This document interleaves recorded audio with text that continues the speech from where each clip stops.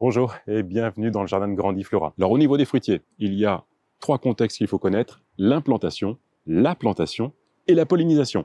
Allez, commençons par l'implantation. Au niveau de l'implantation, ça va dépendre un petit peu du contexte dans lequel vous allez planter votre fruitier. Alors, la forme traditionnelle sur tige qui va donner un beau développement et une belle couronne et vous aurez plein de fruits. Alors, soit vous utilisez les sujets en isolé dans votre jardin ou vous faites de belles lignes comme un verger espacé de 4 à 5 mètres entre les plantes. Là, vous allez avoir vraiment quelque chose de très esthétique et puis une belle récolte. Après, vous allez adapter le contexte, comme c'est notre cas, à votre jardin. Et là, on va prendre le sujet formé en palmettes double U. Donc, ce sont des formes qui remontent, en fait, on remonte à l'époque de Versailles, où Louis XIV avait demandé à De la Casilli de trouver une solution. Donc, c'est à partir de cette période où on a trouver cette idée de former les plantes pour qu'elles longent des clôtures et longent des murs. Et puis vous allez avoir de nouvelles formes qui seront plus colonnaires. Vous allez vraiment avoir ce tube qui monte et qui est chargé de fruits. C'est absolument magnifique. Ça pourrait trouver sa place dans notre jardin. Mais voilà, on fait un autre choix pour aujourd'hui. Et puis, dernière forme, ça va être des petites plantes miniatures, des petits fruitiers que vous allez pouvoir mettre en pot sur vos balcons, sur vos terrasses, et qui sont tout aussi magnifiques et qui apportent vraiment de très jolis fruits et de très bons fruits. Alors, pour nous, aujourd'hui, le sujet, ça va être le long de cette palissade.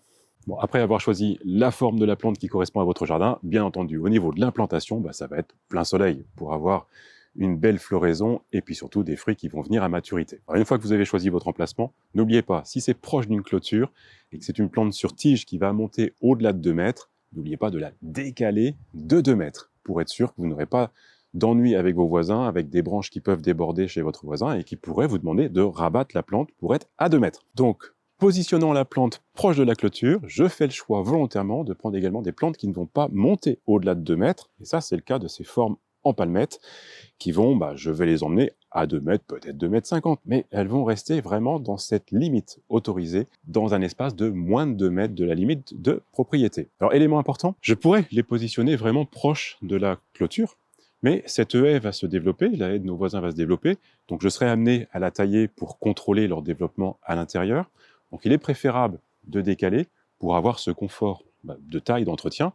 Et puis également, puisque je cherche le maximum d'ensoleillement, quand le soleil va être de l'autre côté de la clôture, je vais essayer d'éviter qu'il y ait trop d'ombre sur nos plantes. Donc voilà, de les décaler, ça va également permettre d'avoir un meilleur ensoleillement. Puis dernier avantage, ça va être la ventilation. Si je la positionne ici, quand la haie va prendre vraiment un beau développement, je préfère que lorsque le vent circule, il nettoie un petit peu les feuilles qui pourraient avoir une rétention d'humidité après une pluie. Et pour éviter le développement de maladies, voilà, il faut une bonne ventilation. Voilà, les 3 contextes, la luminosité, l'écartement de la haie et la ventilation. Les écartants de cette clôture, l'important, ça va être d'avoir un support. Donc, ça reste des plantes qui sont quand même assez fragiles, assez frêles. Donc, on va créer une ligne de poteaux avec des câbles sur lesquels on viendra fixer les branches frêles pour éviter, lorsqu'elles auront les fruits, de pencher et de casser. Puis également, lorsqu'elles seront en feuilles, s'il y a quand même du vent, le système racinaire est assez léger malgré tout, il est encore pas bien implanté, donc la plante pourrait bouger. Donc voilà, l'importance de mettre cette ligne de poteau qui va être à peu près à 1 mètre de notre clôture. Voilà la structure relativement simple pour accueillir les palmettes. Donc des poteaux, vous trouvez le bon équilibre dans la plantation, dans l'implantation. La jambe de force qui permet de bien tendre les câbles. Puis voilà, là j'ai tiré 3 câbles, peut-être que j'en rajouterai, je verrai. Mais ça sera suffisant au moins pour démarrer. Tant que les plantes n'ont pas de feuilles, c'est pas très grave. Mais voilà, la structure elle est prête et maintenant on attaque la plantation. C'est une période de l'année où les plantes, vous pouvez les acheter racines nues et dans la même approche que nous avons expliqué la semaine dernière au niveau de nos rosiers, les plantes sont juste dans un emballage. Alors je vais tirer doucement dessus, mais elle n'a pas encore raciné. Donc à ce stade-là, vous allez avoir 2 options. La première, vous pralinez le système racinaire, ce qui fait que vous allez mettre une bouillie qui va venir se coller aux racines et leur apporter des éléments nutritifs pour qu'elles créent plus rapidement un chevelu bien dense pour aider la plante à bien démarrer au printemps. Ou bien vous allez faire la même option que nous, c'est-à-dire qu'on va mélanger le terreau qui avait été choisi à la production pour aider le système racinaire à s'enrichir, le mélanger avec de la terre que l'on a ressorti du trou, rajouter un petit peu d'engrais organique en granulé, et puis comme toute plantation, on finit par arroser. Et là, l'arrosage va faire que tout ce que l'on a associé ensemble va colmater, le terreau, la terre, les engrais, tout ça, ça va venir se fixer autour du système racinaire. Et dans cet arrosage, on va rajouter du purin d'ortie qui va rajouter encore un petit peu d'éléments azotés pour aider le système racinaire à bien repartir. Voilà, donc maintenant le point le plus important, ça va être de faire attention au collet, qui est cette jonction système racinaire-tige, pour surtout ne pas enfoncer la partie supérieure, la partie au-delà de la greffe, que l'on voit bien ici. Donc on va vraiment faire attention de bien planter à ce niveau-là. Ça, c'est l'élément le plus important. Je regarde si mon trou est à la bonne profondeur, ce qui est le cas. Je suis à peu près là, je vais rajouter un peu de terre. Donc peut-être creuser un petit peu encore. Je vous le disais en introduction, c'est un espace que je n'ai jamais utilisé. Il était derrière l'abri de jardin. Et je me rends compte que la terre, elle n'est pas du tout riche comme je l'ai sur le reste du jardin. C'est vraiment impressionnant. J'ai atteint tout de suite la roche-mère. Donc vraiment, ce sont des fruitiers qui vont avoir besoin de beaucoup d'engrais pour bien se développer. Allez, je rajoute du terreau pour avoir une première couche dans le fond. Je vais mélanger. Voilà, parfait. Mon collet est là. Le niveau de la terre est là. C'est très bien. Alors si on vous offre une plante à Noël, ce qui est une super idée, bien entendu, vous pouvez continuer à la planter après Noël. Le plus important, vous plantez autour de midi, quand le soleil est au zénith, qu'il fait le plus chaud de la journée. Et surtout, vous faites votre trou, votre plantation et votre paillage dans le même moment. Enfin, dans le même moment, bien entendu. Vous enchaînez les étapes. Mais surtout, vous n'attendez pas. Et là, la plante sera bien confinée dans le sol et il n'y aura aucun problème. Et après le choix de l'implantation, après la plantation, il faut faire attention à la pollinisation. Alors, vous allez choisir les variétés de pommes qui vous plaisent, mais surtout, regardez avec quelle plante il y a un croisement pour que les fleurs soient bien pollinisées. Ça, c'est le plus important. Alors ici, nous avons la reine des rainettes. C'est vraiment la reine des pollinisateurs qui va aider la belle de Boscop qui est ici et qui va aider la rainette grise du Canada qui est ici à bien fructifier. Alors, un autre élément important, c'est qu'il peut y avoir des arbustes d'ornement, dont les pommiers d'ornement, et j'espère que celui de notre voisin qui est juste ici participera également à polliniser ces fruitiers pour qu'on ait de belles récoltes. On ne va pas, bien entendu, tailler nos palmettes qui ont été déjà préformées par le producteur, donc elles auront la petite taille, mais l'année prochaine. Alors on va profiter d'un contexte où nous sommes ici devant des pommiers qui ont déjà 45 ans, ça fait oui à peu près 45 ans qu'ils ont été plantés, qui n'ont jamais vraiment reçu de taille, donc ils se sont développés comme ils pouvaient, et ils ont besoin d'un bon rafraîchissement, et ça va être une bonne présentation aujourd'hui sur comment tailler les fruitiers et surtout comment faire la taille de fructification. Dans la catégorie des arbres à pépins, on va surtout parler des pommiers et des poiriers. Donc aujourd'hui, ça va être l'exemple sur les pommiers. Bien entendu, vous pouvez appliquer la même pratique sur les poiriers. Au niveau de la taille, il y a beaucoup de vocabulaire entre les différentes branches et les différents bourgeons. Enfin voilà, on va essayer d'expliquer ça le plus simplement possible aujourd'hui. Un point qui est intéressant, ça va être la hauteur des plantes. Et là, on est sur un sujet qui s'appelle demi-tige, c'est-à-dire que son tronc fait à peu près 1,20 m de haut. En plus, il a été penché avec le temps par le vent, contrairement à des arbres de tige qui, eux, vont faire à peu près 1,80 m, 2 m au niveau du démarrage des branches principales. Et le fait d'avoir des demi-tiges rend la taille nettement plus pratique et facile parce que pratiquement tout est à hauteur, à portée de main, on va dire, sans prendre d'escabeau. Et ensuite, c'est la même chose quand on doit récolter. Quand arrivera l'été, ou plutôt l'automne pour les pommiers, c'est vrai que tout va être plus facile et plus accessible. Voilà, ça va être l'avantage des demi-tiges. Et l'inconvénient, c'est qu'on ne passe pas forcément en dessous. Et donc, l'entretien au niveau de la pelouse, en fait, il faut avoir une tondeuse et puis avoir un braquet, bouger. On peut également, bien entendu, créer un cercle où on va laisser du paillage, de la terre et puis faire des petites plantations au pied de la plante. Ça, c'est tout à fait réalisable. Et l'avantage des plantes sur tige, c'est qu'on peut passer aisément dessous. Voilà, donc ça va être déjà pour la forme des plantes. Au niveau de la taille, tout est une question d'équilibre entre le système racinaire et le système aérien. Et donc, ça va être cette question de l'approvisionnement du système racinaire vers le système aérien que l'on appelle tout simplement la végétation.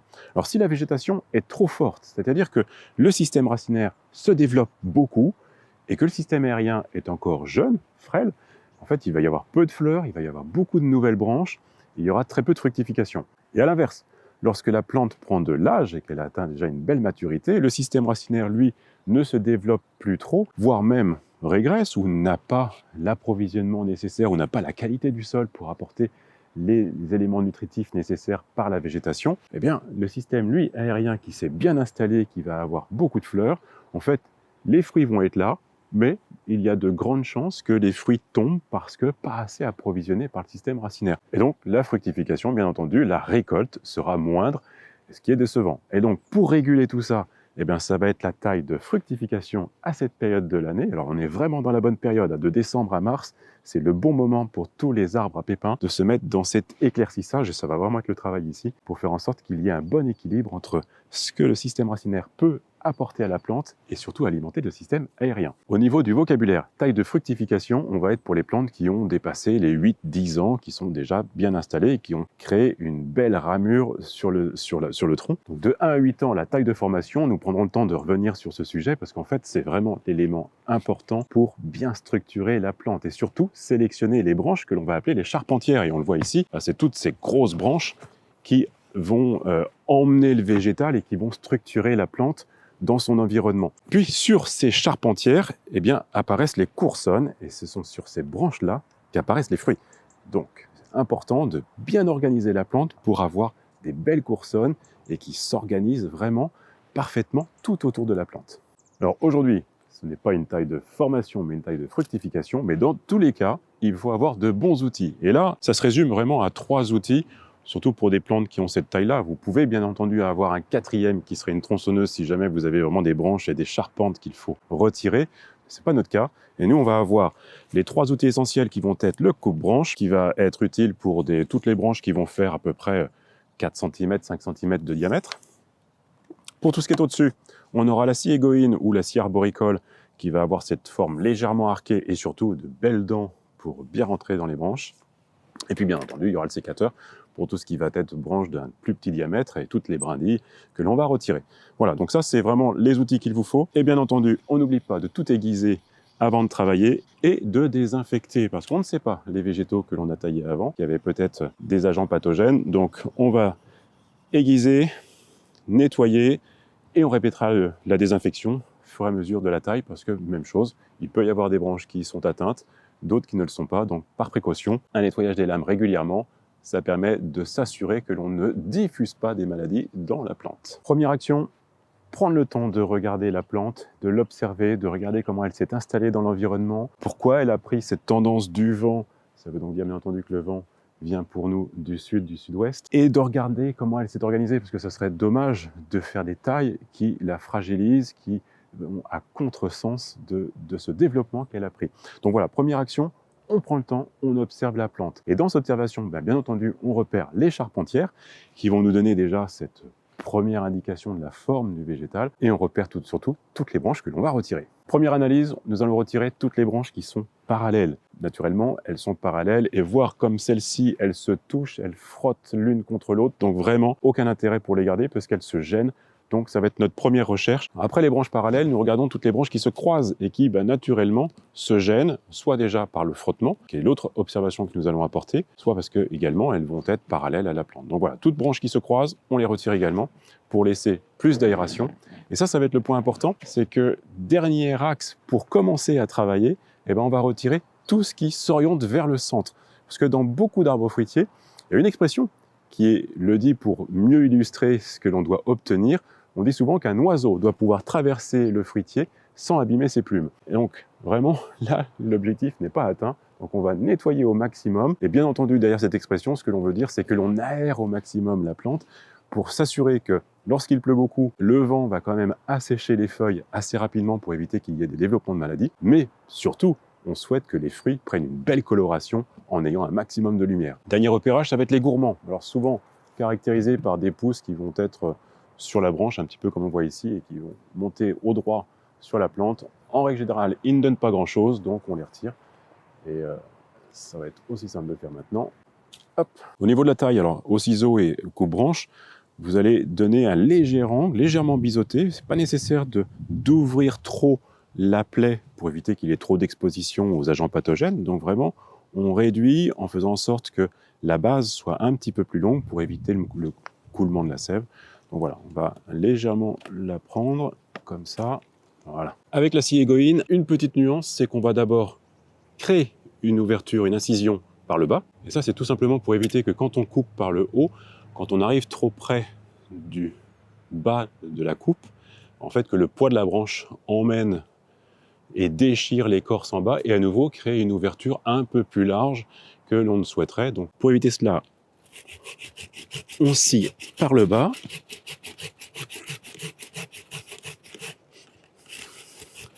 Voilà, et on finit en reprenant par en haut.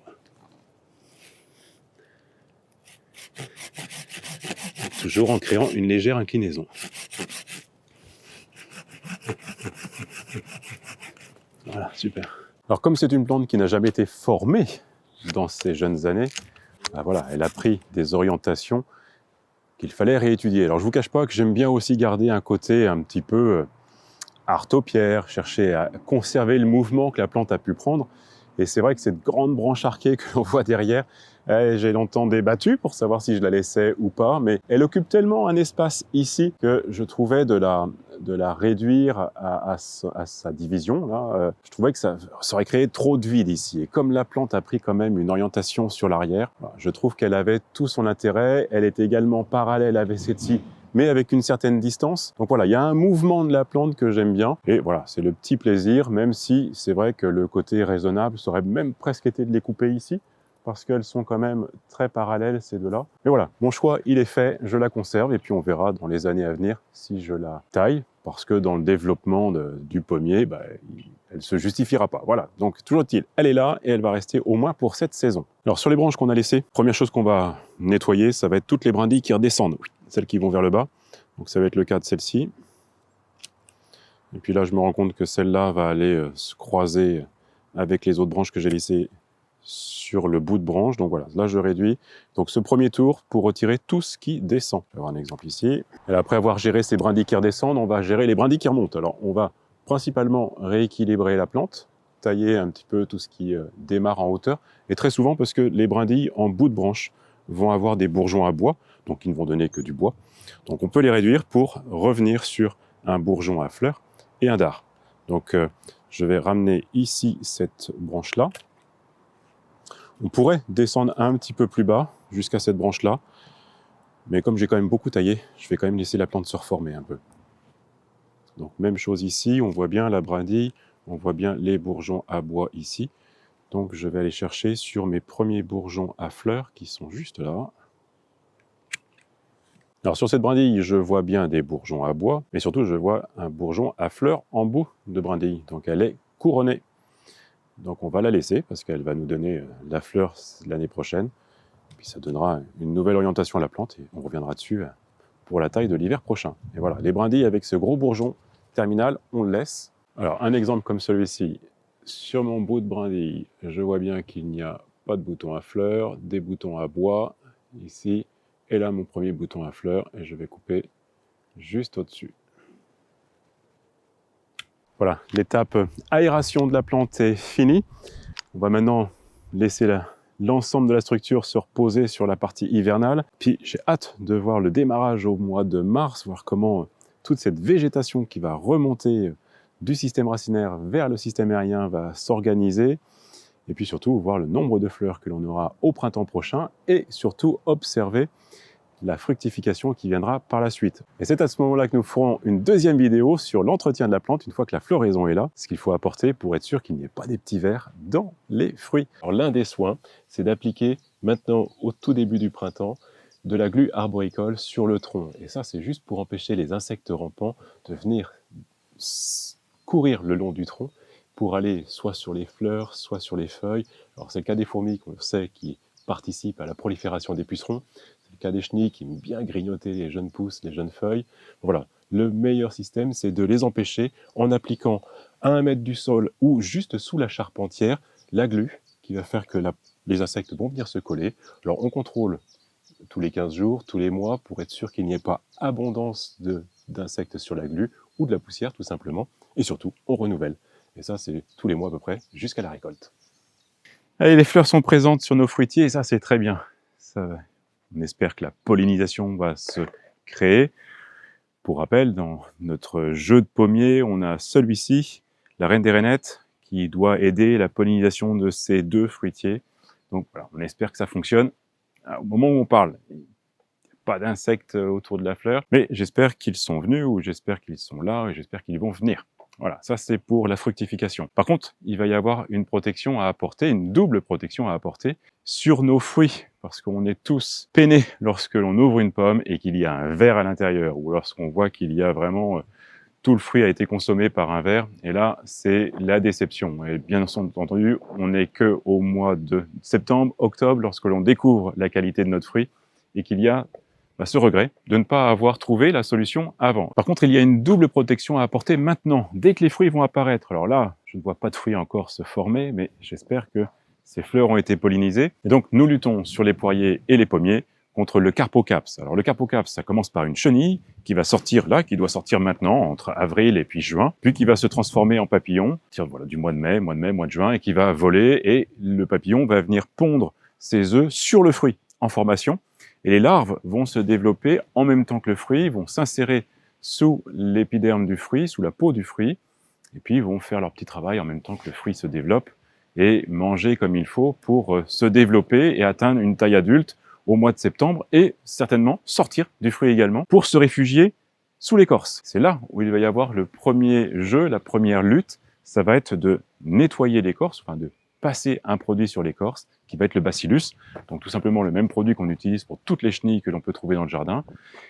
On va appliquer le bacillus sur les branches, le tronc, et faire en sorte que l'on protège au cas où ces chenilles se sont protégées pendant l'hiver sous l'écorce, qu'elles ressortent et qu'elles se transforment en papillons. Et donc la deuxième lutte, eh bien, ça va être avec un piège à phéromones pour attraper les papillons qui vont se déposer, comme on l'a dit, en larves. Et puis après, le processus reprend pour finir par un petit ver dans nos fruits que l'on ne veut pas. Voilà, donc première action, ça va être de pulvériser sur le tronc, sur les branches, faire en sorte que notre plante soit protégée. Alors, j'espère que nos plantes que l'on a plantées à l'automne dernier n'ont pas encore cette chenille, mais peut-être qu'il y en a quand même qui étaient à un moment donné en production, et qui se sont posées sur l'écorce. Donc voilà, ça va être le premier traitement préventif. Et puis, on va ensuite monter notre piège que l'on va poser sur notre structure. Puis nous verrons s'il y a des papillons qui viennent se poser sur la bande engluée. Et ce sera le signal s'il y a des nuisibles qui sont autour de nos pommiers et qu'il y a un risque d'avoir des vers. Mais voilà, c'est une lutte.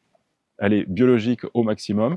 Bien entendu, elle n'est pas à 100% efficace, mais quand même, les pièges à phéromones sont dits avoir une efficacité sur un rayon de 10 mètres. Bon, c'est une installation relativement simple. Alors, c'est une première pour notre jardin, puisque on a installé ces fruitiers à l'automne. Donc, ça va être vraiment une première expérience de voir si c'est efficace, mais vous tiendra au courant au fur et à mesure de la saison. Voilà, notre piège à phéromones fonctionne, puisqu'on a vu un papillon qui est collé sur la plaque. Donc, le carpocaps circule autour de nos fruitiers. Alors bien entendu, on ne sait pas s'il y a eu des larves qui ont été posées sur les fruits, mais en prévention, on va mettre du bacillus sur les petits fruits qui sont déjà apparents, en espérant qu'on les protège et éviter que les larves qui sont peut-être posées sur les fruits ne percent et ne viennent manger le fruit, et elles ne seront plus atteignables par le produit. Nous arrivons à la période où nous avons le plaisir de constater qu'il y a eu fructification, donc les fruits apparaissent maintenant sur les branches.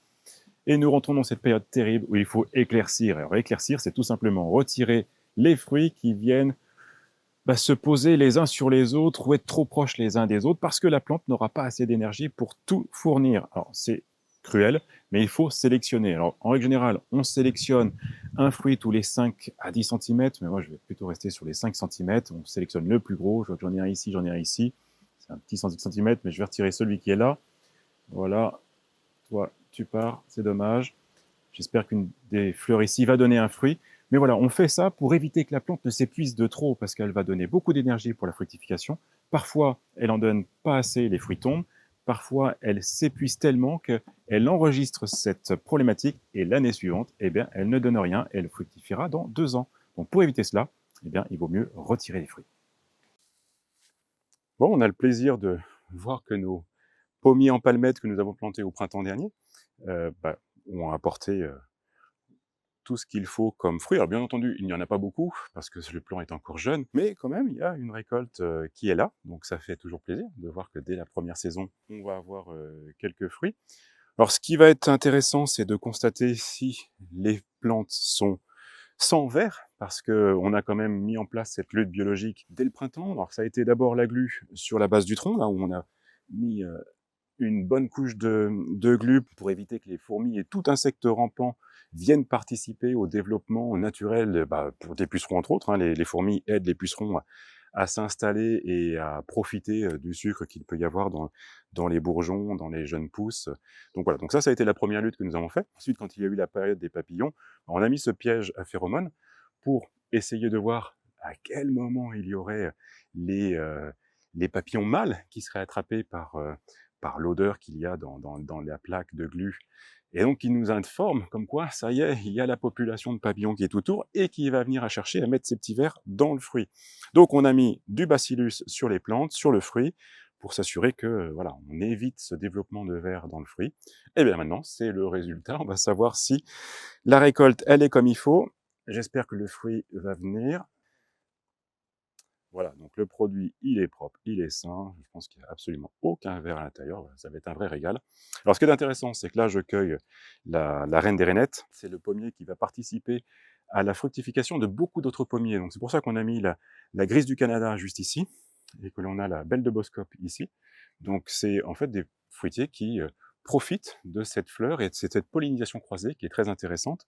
Et donc, une fois de plus, on voit que sur les quelques fleurs qu'il y a pu y avoir cette année, ça a fonctionné. Donc ça, c'est un vrai plaisir.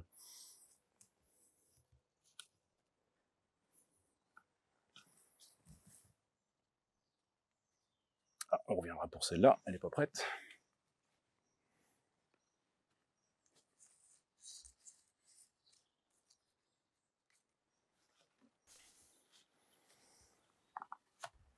Allez, on fait le test.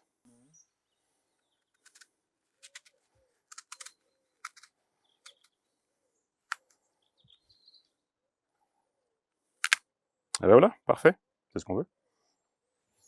Délicieux. Eh ben nickel, exactement ce qu'on souhaite. Donc maintenant, j'ai hâte de voir les palmettes se développer, prendre encore un peu plus de forme l'année prochaine, un peu plus de feuilles, un peu plus de fleurs et un peu plus de fruits.